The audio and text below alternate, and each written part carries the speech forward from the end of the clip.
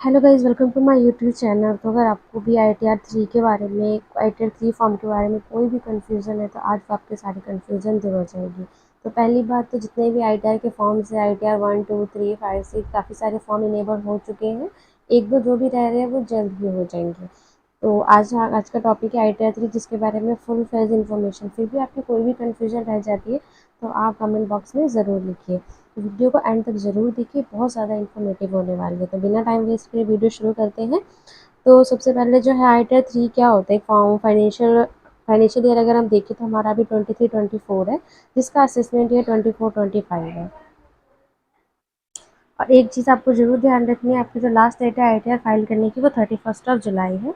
Non audit के case में, अगर आप ऑडिट कराते हैं तो आपका 31 अक्टूबर है। तो ये चीज़ आपको ध्यान रखनी है।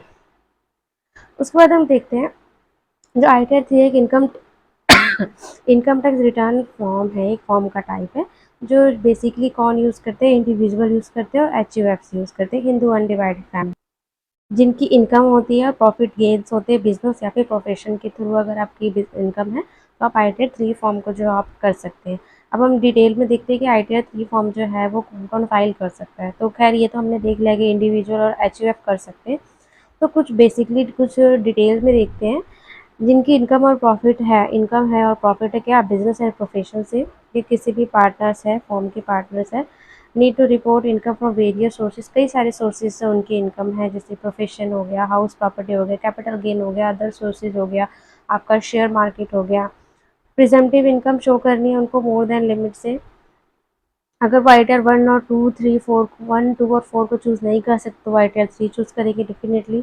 और अगर वो बुक्स ऑफ मेंटेन बना रहे हैं, बुक्स ऑफ अकाउंट्स बना रहे हैं, अंडर सेक्शन 44 है, तभी भी वो ITR 3 को फाइल कर सकते हैं। नेक्स्ट अब हम कौन ITR 3 को फाइल नहीं कर सकता। तो अगर आप सैलरीड पर्सन है तो आप ITR 3 फाइल नहीं करेंगे, आपके लिए ITR 1 और 2 होती है। नेक्स्ट है individual for capital gains and source. If the individual have income, capital gain है, हाउस प्रॉपर्टी को या अदर सोर्स है, तो उनको ITR फॉर्म नहीं फाइल करना चाहिए। अगर वो किसी फॉर्म में पार्टनर नहीं है तो इट मीन्स ये कि अगर आपका कैपिटल गेन है, हाउस प्रॉपर्टी है और भी अदर सोर्स इनकम है, बट आप कहीं भी पार्टनर नहीं है, तो आप ITR 3 फॉर्म ना फाइल करें। नेक्स्ट है HUF without business on profession income. कोई HUF है बट उनकी बिजनेस और प्रोफेशन इनकम नहीं है, ठीक है, तो भी वो ITR 3 को चूज़ नहीं करेंगे। Individual with only salaried income, अगर आपकी सिर्फ सैलरी इनकम है तो आप ITR 3 नहीं करेंगे। और सैलरीड है बट आपका कोई प्रोफेशनल कैपिटल गेन ऐसा कुछ भी नहीं है तो आप ITR 3 नहीं करेंगे, सिर्फ सैलरी, तो आप सिंपली आप ITR 1 में जाइए। Individual with no business and professional activity, आपकी कोई भी, आप इंडिविजुअल, आपकी बिजनेस और प्रोफेशनल एक्टिविटी नहीं है तो भी आप ITR 3 को फाइल नहीं करेंगे। अब मेन चीज़ है, हमें ITR 3 फाइल क्यों करना है, हमने ये देख लिया कौन कर सकता है कौन नहीं कर सकता है। अब करी क्यों, क्यों मैंडेटरी है, तो ये चीज़ देखते हैं। अगर आपका income for business and profession है तो आप डेफिनेटली आप ITR 3 फाइल करेंगे, जिसमें आपका क्या क्या इंक्लूड होता है, आपकी सोल प्रोप्राइटरशिप, फ्रीलांसर, अगर आप कोई कंसल्टेंट है, प्रोफेशनल्स है, पार्टनर्स हैं किसी पार्टनरशिप फॉर्म में या फिर LLP में, तो आप ITR 3 की तरफ जाएंगे। नेक्स्ट टाइम डिटेल देखिए, पार्टनरशिप इनकम, अगर कहीं भी आपकी पार्टनरशिप फॉर्म है यहाँ से आपको इनकम आ रही है फिर पार्टनरशिप फॉर्म से, तो आप ITR 3 को फाइल करेंगे। कॉम्प्रिहेंसिव रिपोर्टिंग करनी है, जिससे कि आपके कई सारे बिजनेस प्रोफेशन से इनकम आ रही है, हाउस प्रॉपर्टी है, कैपिटल गेन है, अदर सोर्सेज है, कोई आपने एकोमोडेशन के लिए दिया हुआ है, कई सारे बिजनेस प्रोफेशन एक्सपेंसेस है, डेप्रिसिएशन दिखाना होता है, तो आपका ITR 3 में आप जाएंगे। टैक्स कंप्लाइंसेस, अब ITR 3 आपका इंश्योर करता है कि जो आप मैंडेटरी है इंडिविजुअल HUF को, अगर वो सारी क्राइटेरिया पूरी कर रहे हैं तो वो जो है फाइल करेंगे, तो उनको टैक्स कंप्लाइंसेस पूरे करने के लिए ITR 3 को फाइल करना होता है। पेनल्टीज़ को अवॉइड करना है। अगर आप, सिंपल सी चीज़ है, अगर आपकी ITR 3 में आप एप्लीकेबल होते हैं और आप नहीं फाइल करते हैं तो डेफिनेटली आपको पेनल्टीज़ लगेगी। तो पेनल्टीज़ को अवॉइड करने के लिए भी आपको ITR 3 फाइल करने की ज़रूरत होगी। नेक्स्ट है क्लेम एंड डिडक्शन।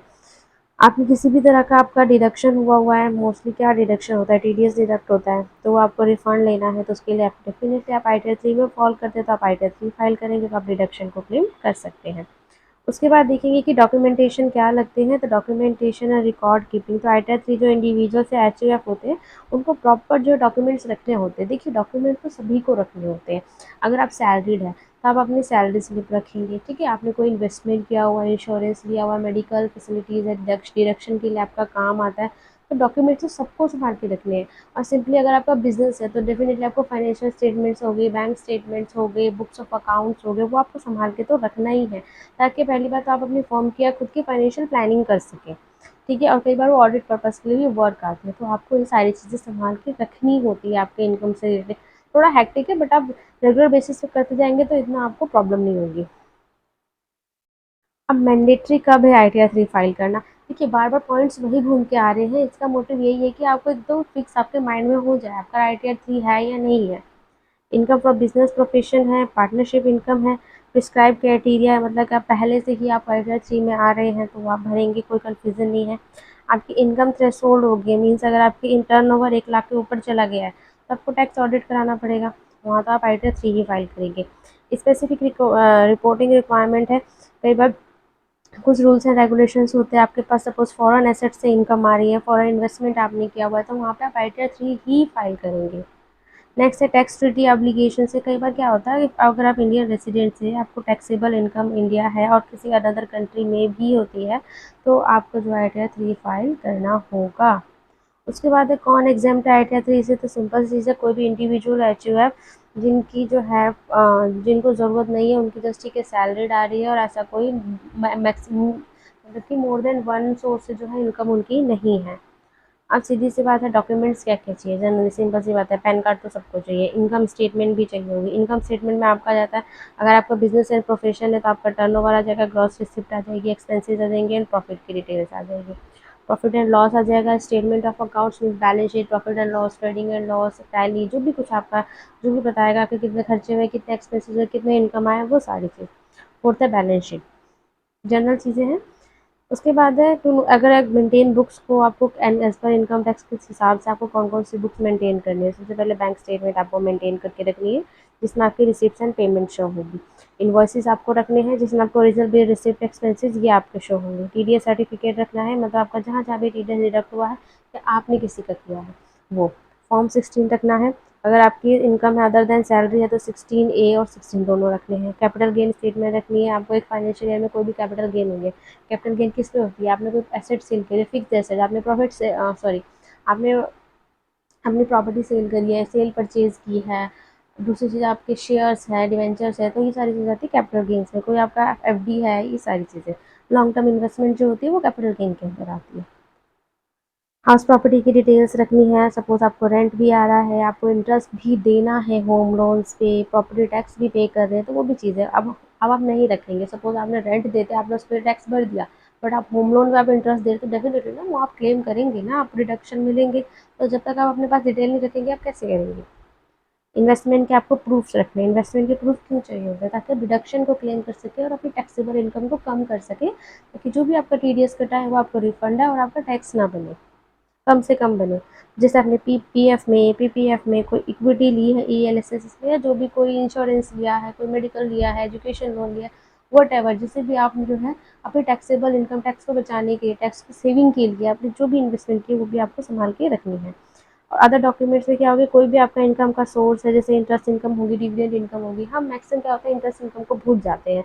सपोज हमारा कोई सेविंग अकाउंट है, उसमें हमने सेविंग करी हुई, तो वहाँ पे इंटरेस्ट तो आ रहा है ना, उसको हम कई बार भूल जाते हैं, तो वो आपको ध्यान रखना है। डिविडेंड इनकम को भी ध्यान रखना है।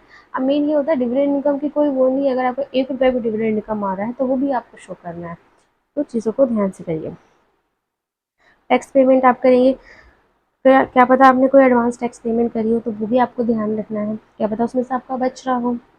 Self assessment tax payment during the financial year, आपको आधार कार्ड कैरी कर, आधार कार्ड भी आपको रखना है। बैंक अकाउंट की डिटेल्स आपके पास होनी चाहिए। पहली किस लिए कि आपको टैक्स जो जो आपका TDS रिफंड हो रहा है वो किसी अकाउंट में तो जाएगा। दूसरी बात, असेसमेंट के लिए सपोज आपके 4 अकाउंट, आप एक का भूल गए और उसमें आपका ठीक है इंटरेस्ट आ रहा है सपोज 50,000, तो ये चीज़ रॉन्ग होगी, आपको प्रॉब्लम हो सकती है। ठीक है, इतनी सारी इन्फॉर्मेशन तो हमने डिस्कस कर ली, फिर भी अगर आपको कुछ भी लगता है तो कुछ FAQs है उसको डिस्कस कर लेते हैं एक बार और। एंड कुछ भी रह जाता है तो आप मैं जो है कमेंट बॉक्स में ज़रूर लिखिए। ओके, तो क्या सैलरीड इनकम ITR फाइल कर सकते हैं? नहीं, उनको ज़रूरत नहीं होती, हमने डिस्कस किया है। आपका इनकम फ्रॉम सैलरी है, आप इंट्राडे भी कर रहे हैं, आप FNQ भी शेयर मार्केट में लगा रहे हैं, तो आपको कौन सी ITR करनी है? तो डेफिनेटली इसमें आपको ITR 3 ही फाइल करनी है, क्योंकि जो आपका इंट्राडे होता है जो आपका इंट्राडे होता है वो स्पेकुलेटिव बिजनेस में जो है शो करता है, बट एफ आपका नॉर्मल होता है। बट क्योंकि यहाँ शेयर मार्केट आ गया तो आपका और की मोर देन वन आपके इनकम सोर्सेज हैं, तो आपको करना होगा। उसके बाद आप ITR 3 को कैलकुलेट कैसे करेंगे, मेन चीज़, ठीक है। तो क्या करेंगे, आपको इनकम कितनी भी आपको फाइनेंशियल ईयर में आई है वो आपको देखना है, आपका टैक्स स्लैब रेट में क्या आता है। उसके बाद आपको डिडक्शन और एग्जेम्पशन लेनी है, जो भी आपकी जो है आपको अवेलेबल होती है। आपने कोई इन्वेस्टमेंट की है, डिविडेंड टैक्स प्लानिंग तो की होगी, तो वो आपको लेस करना है। उसके बाद आप देखेंगे आपकी टैक्सेबल इनकम कितनी बन रही है। तो इसके बारे में भी ज़रूर हम डिस्कस करेंगे, एक प्रॉपर एक्सेल शीट लेकर आऊँगी मैं, जिसमें हम डिस्कस करेंगे। नेक्स्ट है what if I making the filing ITR 3। अगर सपोज आपने ITR 3 को फाइल करने में मिस्टेक कर दिया है तो आपको टेंशन लेने की ज़रूरत नहीं है, आप रिवाइज को फाइल कर सकते हैं एरर्स को करेक्ट करने के लिए। और ये भी नहीं है कि आपने आज कर या 2 साल बाद रिवाइज करें, ऐसा नहीं, उसके भी एक सर्टेन टाइम ऑफ लिमिट होती है, आपको तभी जो है कर देना है, जल्दी से जल्दी आपको कर देना है। What if I fail to file ITR 3 on time. अगर आप ITR 3 ऑन टाइम फाइल करने में फेल हो जाते हैं तो इसमें बस एक ये है कि आपको कुछ फ़ाइन भरना पड़ेगा, ठीक है। तो सबके लिए होता है, अगर आप ITR 1 भी फाइल नहीं कर रहे हैं, भूल गए, तो वहाँ भी आपको फ़ाइन पे करना होगा। तो सिंपल चीज़ आपको फ़ाइन पे करना होगा और आप ITR 3 को फाइल दोबारा कर सकते हैं। नेक्स्ट है can I carry forward loss और ITR 3। बिल्कुल हाँ, आप कर सकते हैं। आप जो है कुछ सालों तक कर सकते हैं। सपोज आपका जो उसमें शेयर मार्केट में कुछ लॉस होता है उसको आप 4 ईयर 7 ईयर्स तक आप जो आगे कर सकते हैं, लॉस को फॉरवर्ड कर सकते हैं। बट ये कब कर सकते हैं, जब आप ITR फाइल करेंगे तभी तो कर पाएंगे ना। इस चीज़ को आपको ध्यान रखना है। इसके लिए भी कुछ स्पेसिफिक कंडीशन है, लिमिटेशन होती है कि कौन सा लॉस आप आगे फॉरवर्ड कर सकते हैं और कितने सालों के लिए कर सकते हैं। तो इस चीज़ को भी आपको ध्यान रखना है। तो उसके लिए बेस्ट है कि आप किसी प्रोफेशनल को हायर कीजिए और अपनी सारी जो प्रॉब्लम्स है उसको सॉल्व कीजिए। Next can I file ITR 3 if I am director in a company. तो अगर आप डायरेक्टर कंपनी और आपको सैलरी रिसीव कर रहे हैं, सपोज आप डायरेक्टर है और आप सिर्फ सैलरी रिसीव कर रहे हो, तो आप ITR 2 फाइल करेंगे ITR 3 की बजाय। अगर आपकी इनकम है business profession addition of salary, ठीक है, सपोज आपको अदर और भी इनकम और बिजनेस आ रही है, ठीक है, तब आप ITR 3 फाइल करेंगे। और सिर्फ अगर आपको सैलरी आ रही है तो आप सिंपली ITR 2 फाइल करेंगे, आप ITR 1 नहीं कर सकते, बिकॉज यहाँ आप डायरेक्टर हैं, ठीक है। तो इस चीज़ का आपको ध्यान रखना है। But if I have a business loss in ITR 3, ITR 3 में अगर आपका बिजनेस लॉस है तो आप क्या करेंगे। तो उसमें क्या करेंगे, अगर आपको फाइनेंशियल में बिजनेस लॉस है तो सेट ऑफ कर सकते हैं against income any other source except the salary income. आप अपनी सैलरी इनकम में बिजनेस सेट लॉस को सेट ऑफ नहीं कर सकते। Loss can not be fully set off in a current year, can be आप सेम ईयर में पूरा पूरा लॉस सेट ऑफ नहीं कर सकते, सैलरी के अगेंस्ट में नहीं कर सकते। सपोज आपको कोई और प्रॉफिट हो रहा है तो वहाँ पे आप अपना लॉस दिखा के अपने टैक्सेबल इनकम को कर सकते हैं। बट हाँ, सिर्फ सिंगल ईयर में आप फाइनेंशियल ईयर में नहीं कर सकते। आपको जो है उसको 3 से 4 साल आपको मिलते हैं, आप उसमें सेट ऑफ कर सकते हैं। तो आई होप आपको वीडियो इन्फॉर्मेटिव लगी होगी। फिर भी आपको कोई भी कन्फ्यूजन रहेगी, कोई भी क्वेश्चन रहेगा तो आप नीचे कमेंट बॉक्स में ज़रूर लिखिए। तो वीडियो अच्छी लगी तो चैनल को लाइक शेयर सब्सक्राइब ज़रूर करें। Thanks for watching my video. Thank you.